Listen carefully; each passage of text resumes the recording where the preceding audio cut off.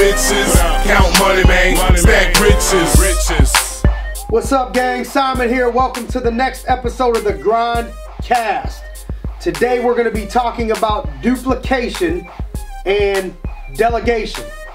And so I think this is more for coaches, people that are trying to multiply themselves, people that are running a business or a leadership position where you need to duplicate yourself into others. So let me first start off and say sometimes these two things could get intertwined, causing people to think that possibly they're the same thing, and they're not.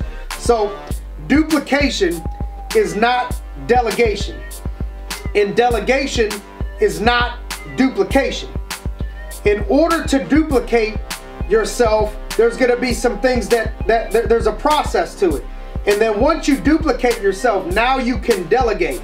The problem I think some people have in this, the two problems that I can see people struggling with in this is, number one, they start to delegate before they truly finish duplicating, and so they get frustrated with the result because they're not doing the duplication process properly.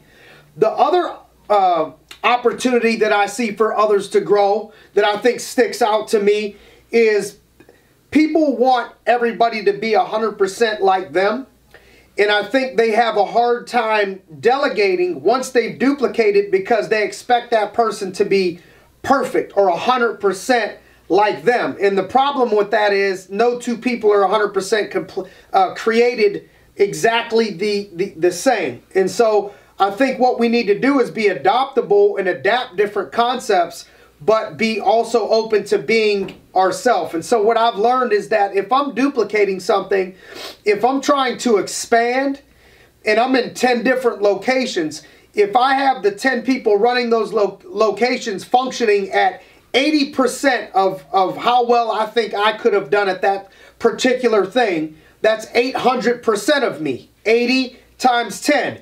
800% of me. I can only give 100% of me. I can only be in one place at one time.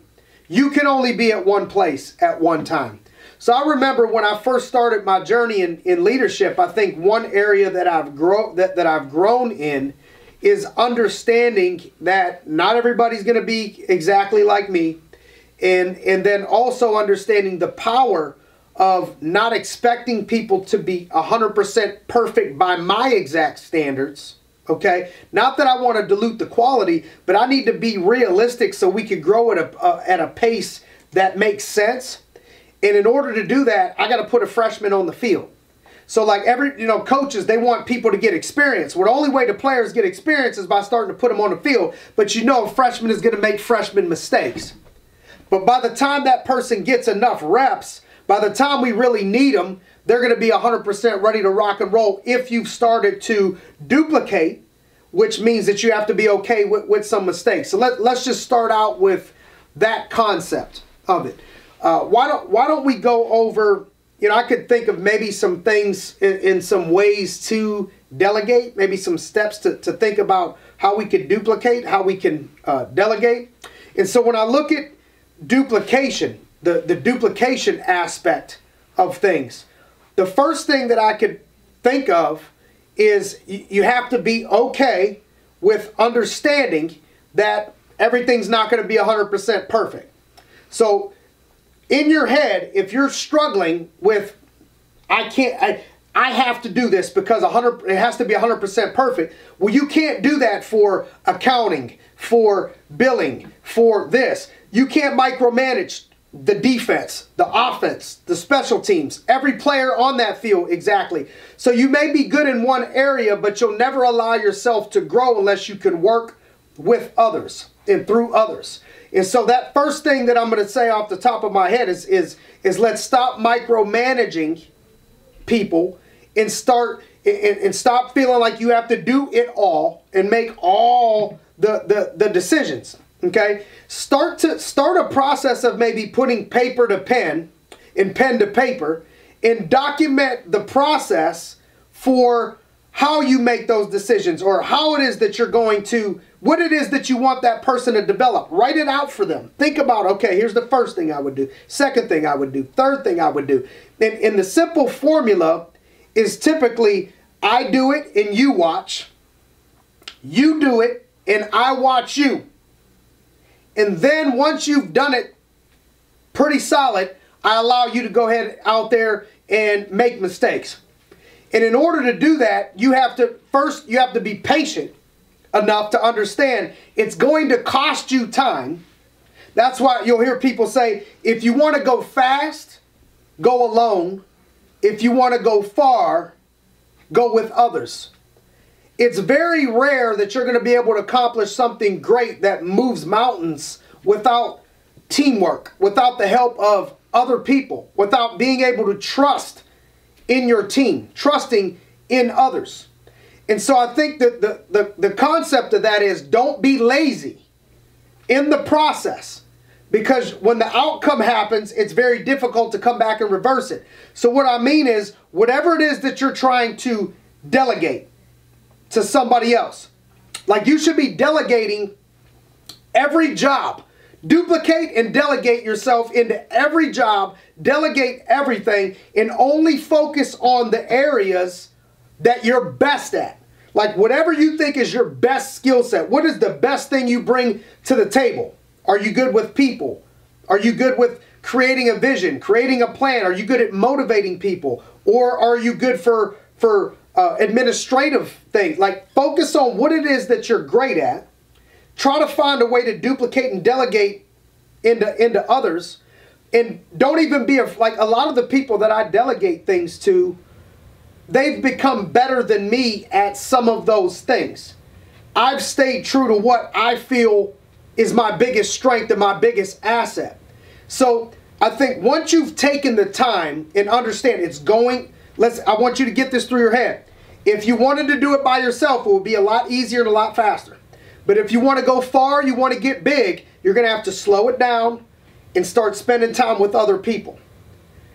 Allowing them to watch you perform the task that it is that you're going to want them to perform. After they watch you, your turn is to go ahead and watch them. Critiquing them, encouraging them. Don't just bash them. Encouraging these people, critiquing these people until you like the product, until you like what it is that they're doing at that point.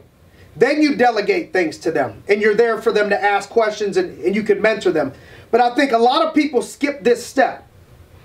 They'll either just allow the person, hey, watch me a couple times and then you do it. So they skip the whole I'm going to watch you part, or they'll just give somebody and say, here you do it. Then you won't be able to delegate to people. You won't be able to grow. But if you slow the process down and you spend time with those people, now after you get through that process, you have to let go. Like a lot of people can't let their baby go. Like you have to let them go now. Let them do these things. Don't be all over their shoulder. Give them the authority to make these decisions, to do these things. Provide criticism, but constructive, positive criticism when you possibly can, to encourage this person and have realistic expectations. You need to think about, what is this going to do for your organization 6 months from today? What is it going to do for your organization 12 months from today? It may be an inconvenience today, but I'd rather work off of multiplication than addition. Okay? If you're working off of multiplication, this means I'm going to duplicate myself, okay, into these two people. If I do it properly and they duplicate themselves into 2 people each, now I have those 2 people plus 4, now I have 6 leaders. If I develop 2 and all 6 of those people develop 2, we just multiplying 2 times. If those 6 people develop 2, now we're at 12. I developed another 2, we're at 14. All of a sudden I have 14 leaders. Do you know how hard it is to carry 5,000 pounds? 2,000 pounds? Things that are pretty much impossible alone. Well, in order to grow your business, you're going to need to carry thousands of pounds. of whatever it is in your business, but you're going to have to move a lot of weight. The only way to do that is to have 14 other people carrying this load with you. And the only way to do that is the duplication process. The letting go of power, the delegating to others, the providing positive encouragement and feedback to these people. Patience. Because if you just wanted to do it right then and there, it's always easier. People get frustrated. I might as well just do it myself. I might as well not even explain it to this person. By the time I get done explaining it to this person, I could already had it done by myself. Yes, because you're thinking addition. But if I explain it to this person and it takes me 3 times as long, but I never have to explain it to them and they can now take over that activity, maybe that activity takes 2 hours a week out of my life. Well, now over the course of a year, it's 100 hours that I've saved myself.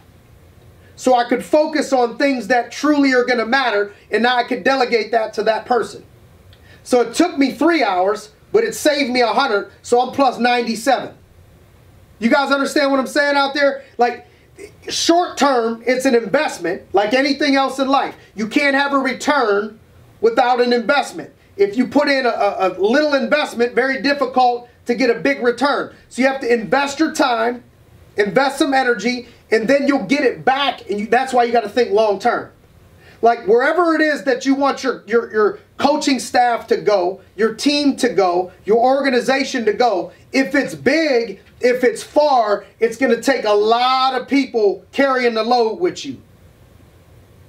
And the only way those people can develop is if you give them what they need and then let those people go. And so as I start to think of, I could think of some people that I've mentored in business that struggled in these areas. I remember early on in my career, this being something that would frustrate me because I'm wondering, like, why can't everybody work this hard? Why can't everybody just pay attention to detail like me? And it wasn't until, I still hold people to a high standard, but it wasn't until I understood that not everybody was going to be like me, and I stopped expecting perfection. And it may sound opposite of what I typically preach. I can expect perfection for myself, and I can still want perfection when I'm duplicating, and I hold them to a standard of we don't want to throw any interceptions. It's like a coach. If I'm coaching the quarterback, I don't want any turnovers. I don't want us ever to turn the ball over. I don't want any interceptions. But understand, it's unrealistic for me to think even Tom Brady's he threw an interception the first play of the Super Bowl, first passing play of the Super Bowl. I have to have realistic expectations that these people are going to make mistakes. And if I can't do that, and I'm always avoiding mistakes, you can't throw touchdowns with your people. You're going to want to control everything. And you can adopt this into other areas of your life, with children, with players, with staff, with developing leaders, developing others, all of these things. So to close this thing off, I'll tell you, this is absolutely something, if you want to grow your business and multiply, that you're going to have to do. And you might as well go ahead and start now if you want to grow your business. To encourage you, this is an area that most type A people with sick work ethics all struggle with. Is why can't everybody be like me?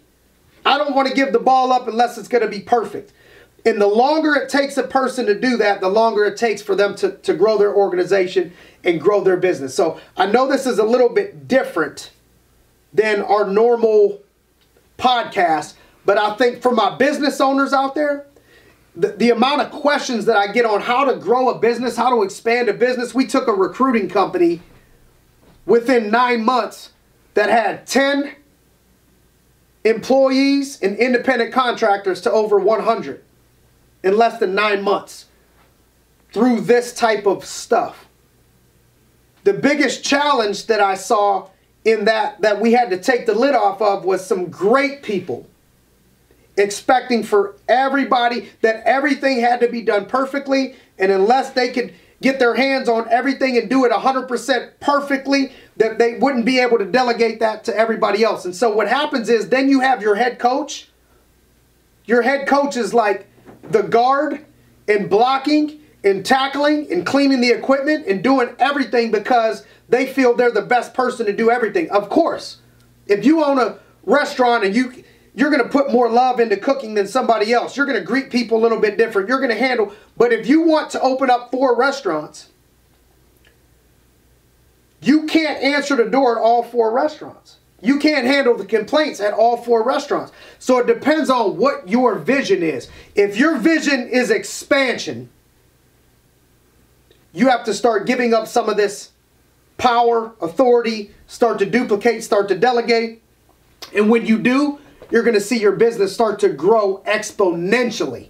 I can promise you that. So I think now that we have that understanding, the next question probably would be, well, how do I know if somebody's worth duplicating myself into or capable of me duplicating myself into? I think the first thing to look at is do you share common values? You know, I think if I'm going to personally spend time with somebody, I have to click with them somewhat and share at least common values, even though we're different. Like there's people that do things different, that, you know, they have different interests outside of work than what I do. They come from a completely different background than but we still share the same values. Those people I can start to work with. And so look at, do they share some of the same values, you know, that you share? I'm looking for work ethic, coachability, and I'll break that down into what I mean by that, and potential. Work ethic, coachability, which is attitude, and potential. So work ethic, I need to know that if I'm going to spend time with somebody, that they got a motor, that they got a work ethic that can play not just 1 inning, they can play all 9 and extra if they need to. So I'm looking at who has that work ethic that is willing to put in the work to make themselves better. That's a person I typically want to work with, because I know from a skill set perspective, if somebody works at something long enough and they halfway have the potential, they're going to get good at it. They may have to put 200 hours in when somebody else got to put 100 hours in, but they're going to get pretty good at it if they got the work ethic. The next thing is attitude, okay? Like after they have the work ethic, do they have the coachability and the attitude? Not everybody is open to being coached. But here's the funny thing. Most of these people think they are. They think they want the coaching. And so when I first started in leadership, beggars can't be choosers. I remember I only had a couple people to lead, so I couldn't really pick and choose that much. You know, they say bad breath is better than no breath. You know, sometimes I couldn't pick and choose as much as I went on, and that multiplication factor happens. I get to be more selective nowadays with who I can spend my time with. So once you go through this process enough, you'll start to become more and more selective of who you're able to pour your time into. And I want to deal with people that if I tell them something once, they execute. If I tell them something twice, they for sure executed it. Like the most coachable person, coachable means that they're going to take instruction even when they don't feel like it. Like it's easy to take instruction when you feel like it, when you like it. But are you going to do the things that you need to do that I coach you on, even if you don't feel like it or it's not convenient to you? The more that I know a person is coachable like that, and I watch them do those things, the more that I want to spend time with those people. Because it ain't going to be all sunshine and rainbows. There's no way any coach in America is going to be able to make you great if you can't get uncomfortable and do things that you don't feel like doing or that's not convenient for you.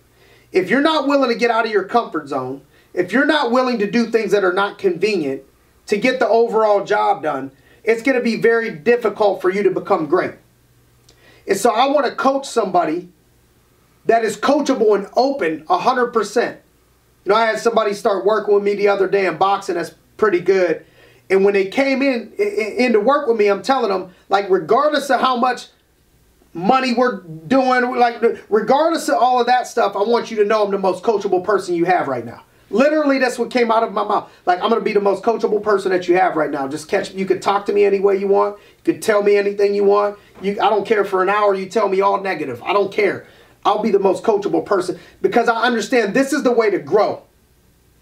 When somebody else is better than you at something or a master at you at something and they're willing to pour their time into you, why would I want to reinvent the wheel? Why do I want somebody to coach me if they're only going to coach me to do things that I'm comfortable doing when there's no growth in your comfort zone? And so I try to be that person for others. And I want to spend time with people like that I know I could just be real with. I could coach them. I could be hard on them. They're going to be a good student. I'm not going to have to tell them 3 times the same thing. Like when I got to tell somebody 2 times, 3 times the same thing, that's somebody I'm starting to waste my time with. If every time I coach you, you get offended, that I can't even, you always defending yourself. You know, I think it was the book Above the Line where Urban Meyer wrote no BCD. No BCD.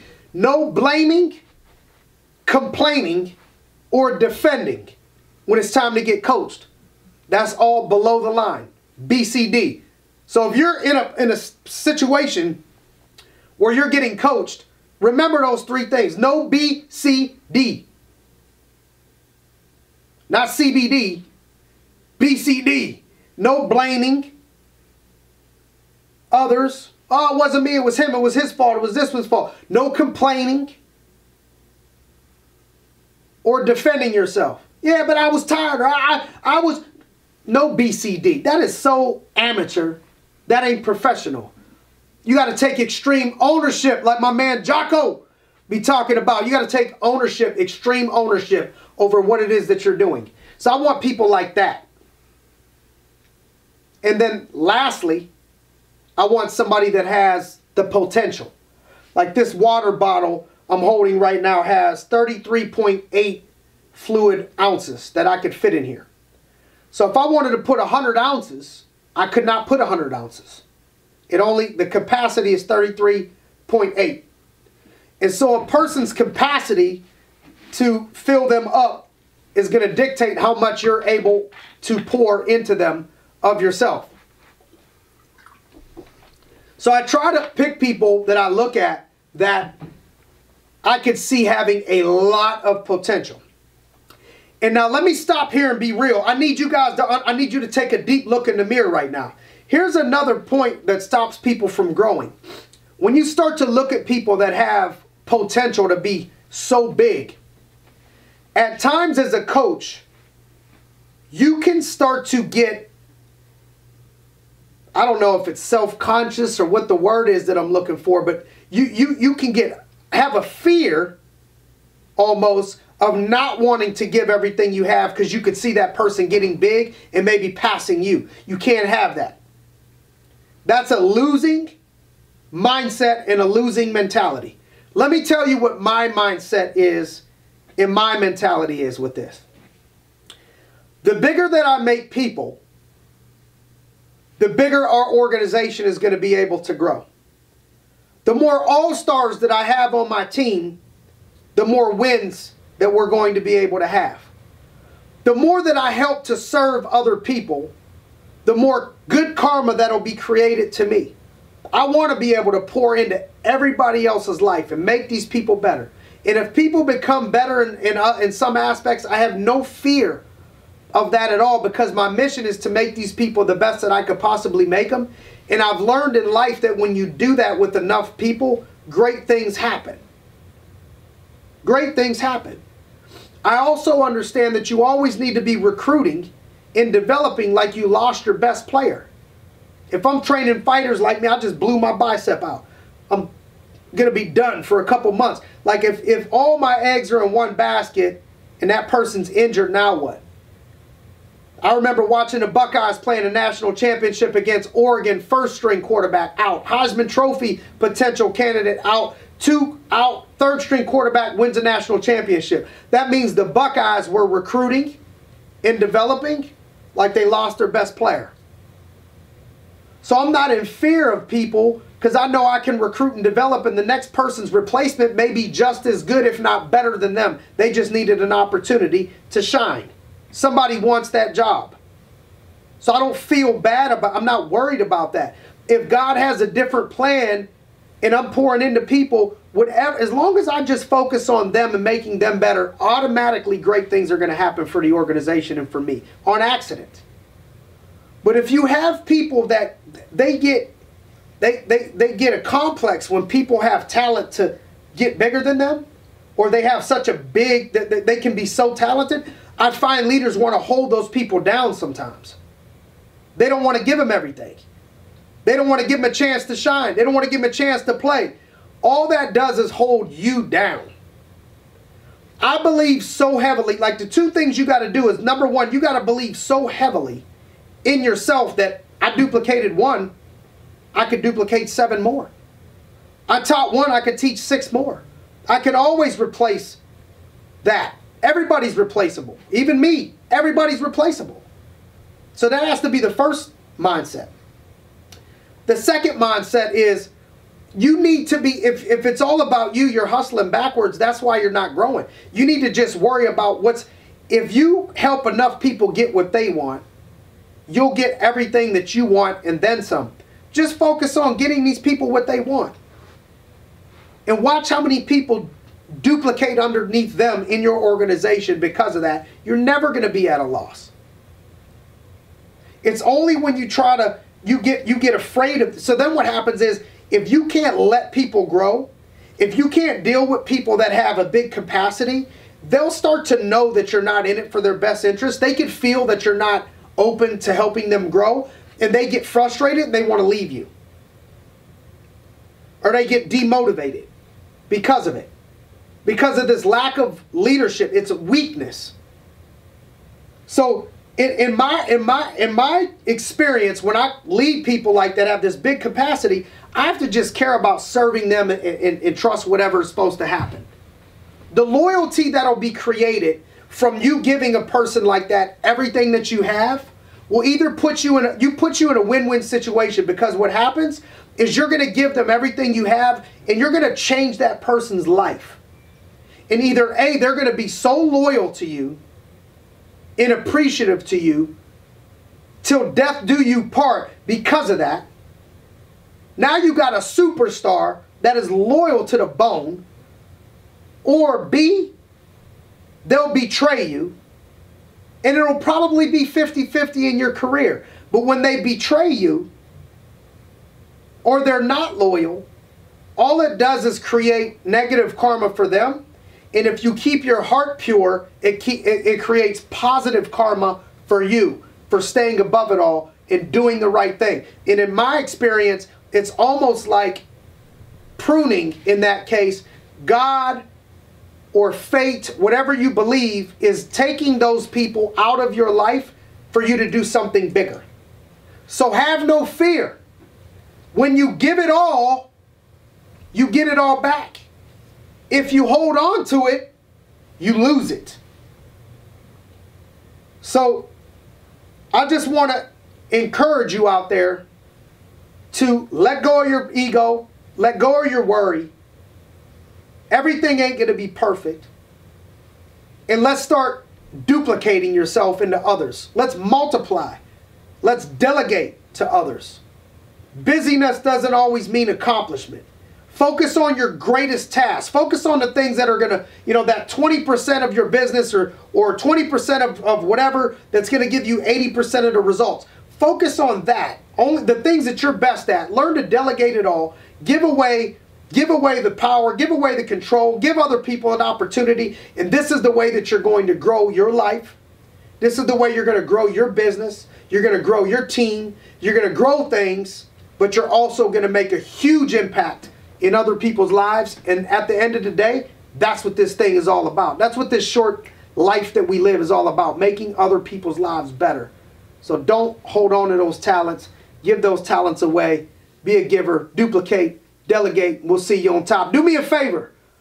If you find this beneficial, please help me and subscribe, comment, share it with others that this may be able to help. And we could increase the Grindcast, increase the grind community, and change one life at a time. So thank you guys for your time today. Let's get it. Bitches, count money, man. Stack riches.